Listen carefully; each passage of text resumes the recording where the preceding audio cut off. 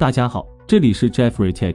好家伙，此前有关苹果新品的爆料都是一丁一点的，而这次一位名为 Riv 的网友直接爆了波大的，直接分享了苹果公司到2027年的产品路线规划图。首先出场的自然是今年9月发布的 iPhone 16系列。iPhone 16 2024年，根据路线图细节，苹果今年推出的 iPhone 16和 iPhone 16 Plus 内存将从 6GB 升级到 8GB， 也就是说今年预估全系配备 8GB 内存。和郭明基此前预测内容一样，路线图还显示 iPhone 16 Pro 也会和 iPhone 16 Pro Max 一样，采用5倍光学变焦的4重棱镜变焦摄像头。路线图还显示 iPhone 16 Pro 和 iPhone 16 Pro Max 配备更大的屏幕尺寸。此前就有爆料称 iPhone 16 Pro 屏幕尺寸将从 6.1 英寸增至 6.3 英寸， iPhone 16 Pro Max 屏幕尺寸从 6.7 英寸增至 6.9 英寸。接下来登场的是小屏党期待值很高的 iPhone SE 系列。iPhone SE 2025年，根据路线图，明年的重磅新机将是配备 6.1 英寸显示屏和4800万像素摄像头的 iPhone SE 4，紧随其后和 iPhone SE 同一年发布的还有重头戏 iPhone 17系列。iPhone 17 Pro 2025年，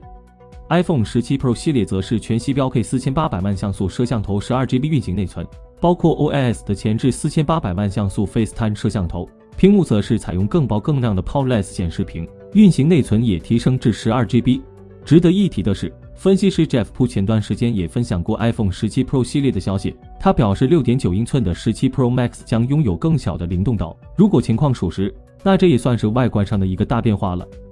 2026年则是折叠屏 iPhone 的元年。折叠 iPhone 2026年，路线图显示，苹果将推出一款外屏尺寸为6英寸、内屏尺寸为8英寸的可折叠 iPhone， 配备延迟更低、功耗更低的 LLW DRAM。iPhone 18 Pro 机型将配备显示屏下的 Face ID。2026年，我们还将看到苹果推出 OLED 面板的 10.9 英寸 iPad Air 平板电脑和配备 8.4 英寸 OLED 显示屏的 iPad mini。苹果还将在2026年发布14英寸和16英寸 OLED 面板 MacBook。 至于2027年到2028年，则可能推出增强显示眼睛以及可折叠 iPad 等等。以上就是这次网友分享的苹果未来几年的产品路线规划图，虽然这还只是网友预测的路线图，而非苹果内部真正的产品路线图，想必对这些重磅新品感兴趣的小伙伴也不在少数。今天 Jeffrey 就挑选其中关注度很高的 iPhone SE 4跟大家展开说说。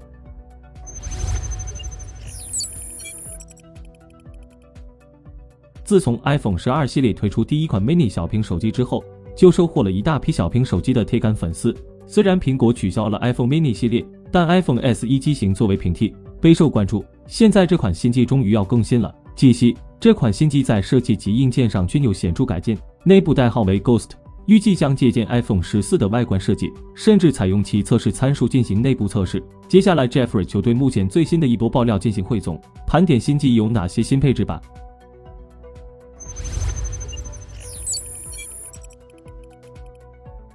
在硬件配置上， iPhone SE 4的一大亮点是采用了 iPhone 15系列的创新操作按钮，慷慨，非常的慷慨啊！众所周知， iPhone 在15系列之前都是采用的祖传静音键，专门为了静音打造了一颗按钮，难免有些鸡肋，而操作按钮的功能就丰富了很多，不仅提升了便捷性，还丰富了其功能，包括静音、相机、备忘录、放大器以及快捷指南等。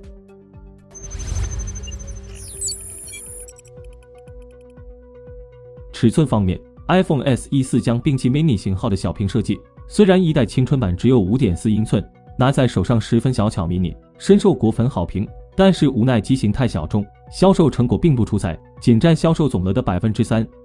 因此现在 iPhone 基本都摒弃了小屏，转而采用 6.1 英寸的 OLED 屏幕。有消息透露 iPhone SE 4显示屏尺寸将比第三代 4.7 英寸更大，达到 6.1 英寸。这一变革意味着新机将更受大众欢迎，预计销售成果将更为出色。值得一提的是，新机还将抛弃传统的 LCD 屏幕，升级为 LTPS OLED 显示屏，由京东方或天马生产。除此之外，新机还将取消 Touch ID 指纹识别，改用 Face ID 识别人脸，但预计 iPhone SE 4依然采用旧版的刘海屏，灵动岛技术暂时不会下放到终端机型。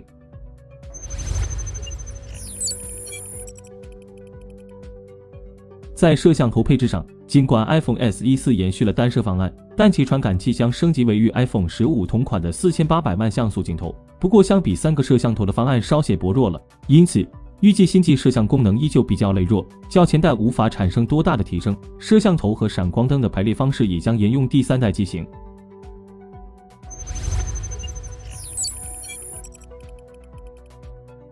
根据相关消息显示，受制于欧盟法案，苹果内部正在积极改用185连接器及 USB-C 接口 ，iPhone SE 4也将与时俱进地用上 USB-C 接口，但根据苹果以往的刀法，速率还是只有 USB 2.0， 充电速度仍然保持最高20瓦的有线充电。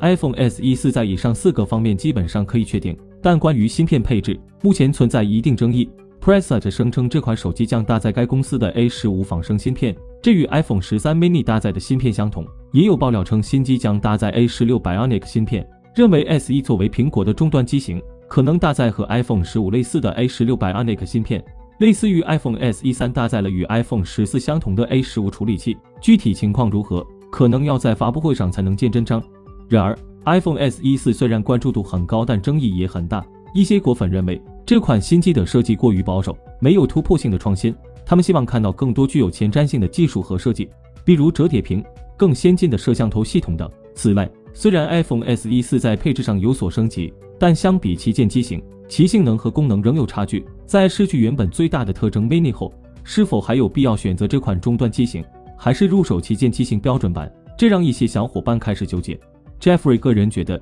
iPhone SE 4仍具有其独特的优势。首先，它的价格相对较为亲民，对于那些不追求顶级配置，但需要一款功能齐全的手机的用户来说，是一个不错的选择。其次， iPhone SE 4的更新使得苹果的产品线更加丰富，满足了不同用户的需求。此外， iPhone SE 4的发布也意味着苹果对终端市场的重视，这可能会引发其他厂商的竞争，推动终端手机市场的发展。以上就是本期视频的全部内容了。你对苹果未来产品线上哪款产品更有兴趣呢？你觉得有必要入手 iPhone SE 4吗？欢迎和我们交流互动。想了解更多数码资讯，记得关注我们的频道。我们下期再见。